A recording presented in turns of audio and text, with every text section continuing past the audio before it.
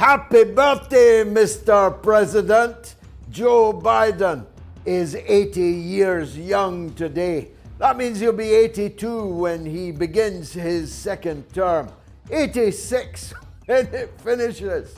How they used to laugh at Chernenko and Andropov and the sclerotic, aging Soviet leadership. So Joe, if you see, I don't know, sparklers and birthday cakes and paper hats and things, it's for you. You may not realize it, but it is your birthday.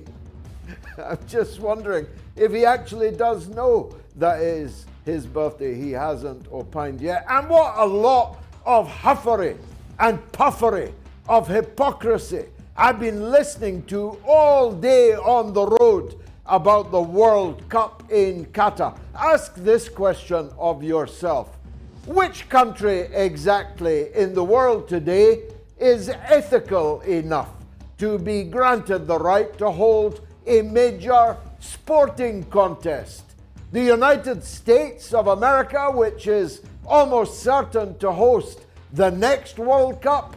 The players are kneeling in Qatar in memory of a black man that was choked to death by an American policeman with his knee on his throat. The United States has invaded and occupied and overturned the government of more than 50 countries since the Second World War. Has Qatar ever done so?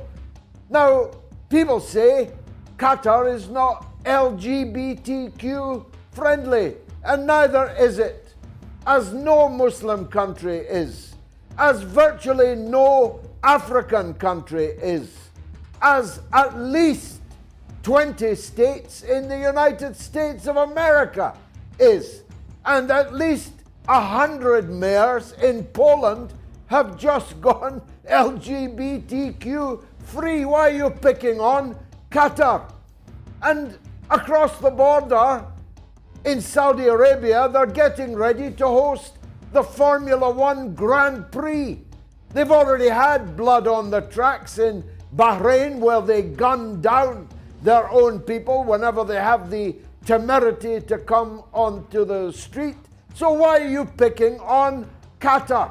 This rampant orientalism of countries that massacred the indigenous populations, enslaved. Why was George Floyd in America? Because his great-grandparents were brought there in chains as slaves. And you want to lecture other people on human rights?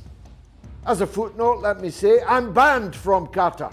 I have absolutely zero connection to Qatar. I'm against Qatar's role in Syria, its role in Afghanistan, its role in Yemen. They won't let me in the country, but I still denounce the hypocrisy that I've been listening to all day. There's much, much more of this. As Betty Davis said, fasten your seatbelts. It's going to be a bumpy night.